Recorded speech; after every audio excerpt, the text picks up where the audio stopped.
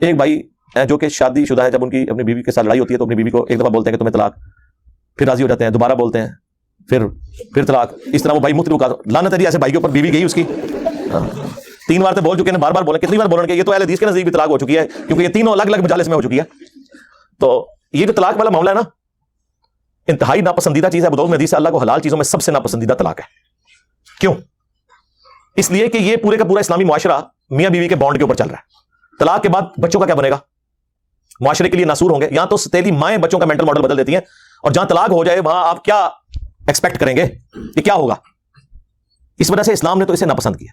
سب سے بڑی چیز جس میں طلاق ہو سکتی تھی وہ بے حیائی ہے. تو سورہ نساء میں ہے کہ اگر عورت بے حیائی کرے تو اسے اپنے بستر سے الگ کرو، پھر بھی نہ باز آئے تو اسے مارو. لیکن مارنا اتنا نہیں ہے کہ اس کا کوئی حلیہ بگاڑ دینا، چہرے پہ نہیں مارنا، یعنی جس طرح چھوٹے بچے کو ڈانٹ ڈپٹ کی جاتی ہے. اب وہ تو بڑا اچھا موقع تھا کہ اللہ تعالیٰ کہتا ہے کہ ڈائریکٹ طلاق دے دو، ایسی تیسی ایسی زنانی دی. تو آخری درجے تک اوائڈ کیا جاتا ہے. بخاری مسلم میں حدیث ہے کہ عورت ٹیڑھی پسلی سے پیدا ہوئی ہے، اسے سیدھا کرنے کی کوشش نہ کرو، توڑ بیٹھو گے، اس سے نفع حاصل کرو، اور اسے توڑنا، اسے طلاق دینا ہے، توڑ بیٹھو گے. نبی علیہ السلام کو اپنی بیویوں سے تکلیف نہیں اٹھانی پڑی.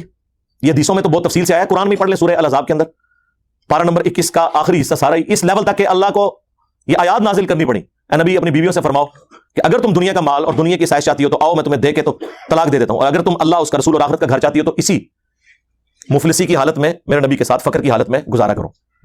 تو یہ تو عورتوں سے تکلیف تو اٹھانی پڑتی ہے.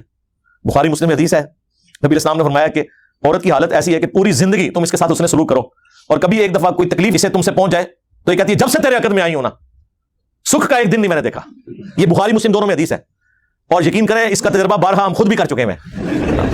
اور جب تجربہ ہوتا ہے تو غصہ نہیں آتا، بس نکلتا ہے صدق رسول اللہ صلی اللہ علیہ وسلم. آپ رسول اللہ کو یاد کیا کریں، حضور کی حدیث یاد کیا کریں، نبی علیہ السلام کو جو تکلیفیں اپنی بیویوں سے پہنچی انہیں یاد کیا کریں، تو آپ کو صبر آ جائے گا کہ میں تو شاہی کوئی نہیں. ہاں یہ ہر جگہ فٹ ہوتا ہے، میں تو شاہی، تجھے بھی شاہی کوئی نہیں. ٹھیک ہے نا، کمپرومائز کریں. مسلم شریف میں حدیث ہے شیطان کا تخت پانیوں پہ لگا ہوا ہے. شام کے وقت سارے چیلے آ کے اسے رپورٹ کرتے ہیں، آج فلاں گناہ کرایا، فلاں سے چوری کروا دی، فلاں سے فلاں کام کروایا. خوش نہیں ہوتا. ایک چیلا آگے کہتا ہے آج میں نے میاں بیوی کے درمیان جدائی کروا دی ہے، تو شیطان اسے گلے لگا کے ملتا ہے اور کہتا ہے تو نے اصل کام کیا ہے. جس نبی کی یہ تعلیمات ہوں اس کے ماننے والے روٹی صحیح نہ پکنے پر، سالن میں نمک کم ہونے کے اوپر غصہ کھا کے طلاق دیں تو لعنت ہے پھر ایسے لوگوں کے اوپر جو اپنے نبی کی تعلیمات کو پش دکھائے بیٹھے ہیں. یہ تو نبی علیہ السلام نے باقاعدہ تلقین کی. بخاری مسلم میں حدیث ہے میں اپنے بعد سب سے بڑی آزمائش مردوں کے لیے عورتیں چھوڑ کے جا رہا ہوں. یہ اسپیسیفکلی میاں بیوی کے ریلیشن شپ کے اعتبار سے تھا. مسلم شریف میں حدیث ہے کوئی بھی مؤمن اپنی مؤمنہ بیوی کے ساتھ بغض نہ رکھے.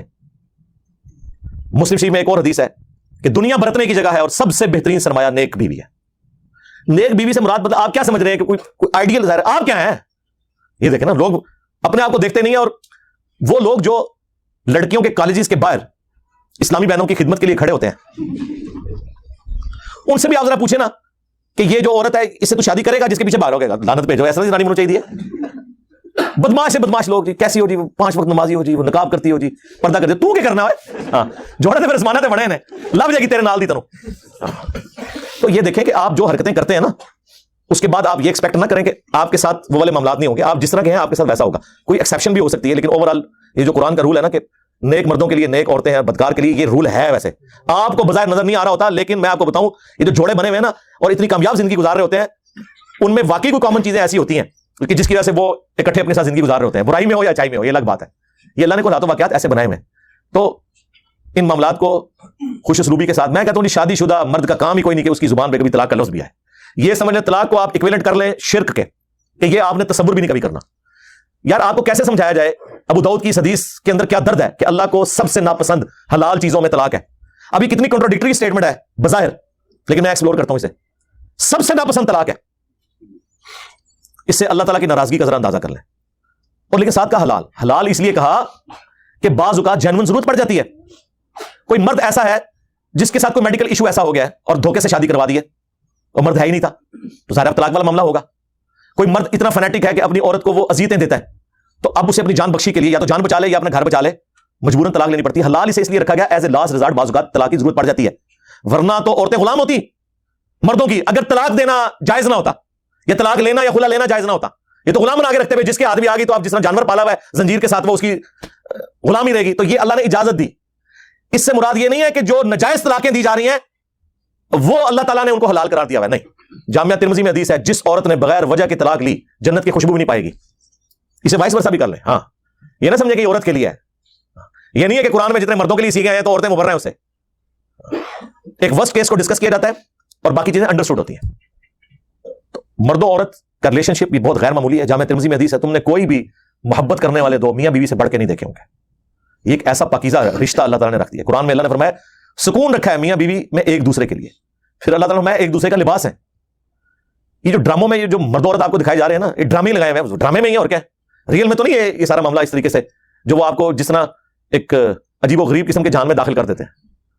یہ ایک بڑا متبرک رشتہ ہے جس کو اللہ تعالیٰ نے اپنے انبیاء اکرام کی سنت ٹھہرایا, اور پوری آئلی زندگی سورۃ البقرہ میں اللہ نے ڈسکس کی ہے کس لیول پہ جا کے, صرف یہ بتانے کے لیے کہ اللہ کے نزدیک یہ کتنی اہمیت کی چیز ہے. اس لیے کامیاب مرد وہ ہیں جو رن مرید ہوں.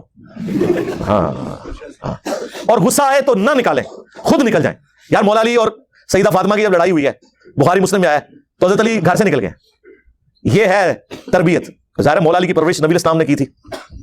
تو جب کبھی بیوی پہ غصہ آئے تو یہ جو کتنے ظالم قسم کے مرد اور ساسیں ہیں وہ عورتوں کو پورا پورا دن گلی میں باہر کھڑا رکھتے ہیں. آج کے زمانے میں بھی ایسے لوگ کر رہے ہیں. جبکہ حضرت علی علیہ السلام کا اختلاف ہوا ہے, یہ چھوڑ دیں غلطی فاطمہ کی تھی, علی کی تو سیکنڈری چیز ہے. حضرت علی ڈومیننٹ ہونے کے باوجود شیر خدا, تو ورگا کوئی بزدل مرد نہیں, شیر خدا ہو کے گھر سے باہر نکل گئے. کیوں؟ اس کی وجہ یہی ہے کہ اس رشتے کو آپ نے اسی طریقے سے نبھانا ہے. وہ جو بخاری مسلم میں حدیث ہے, نبی اسلام اپنی بیویوں سے 1 مہینے کے لیے ناراض ہو گئے تھے اور گھر کی چھت پہ شفٹ ہو گئے تھے, ایلا کیا تھا آپ نے,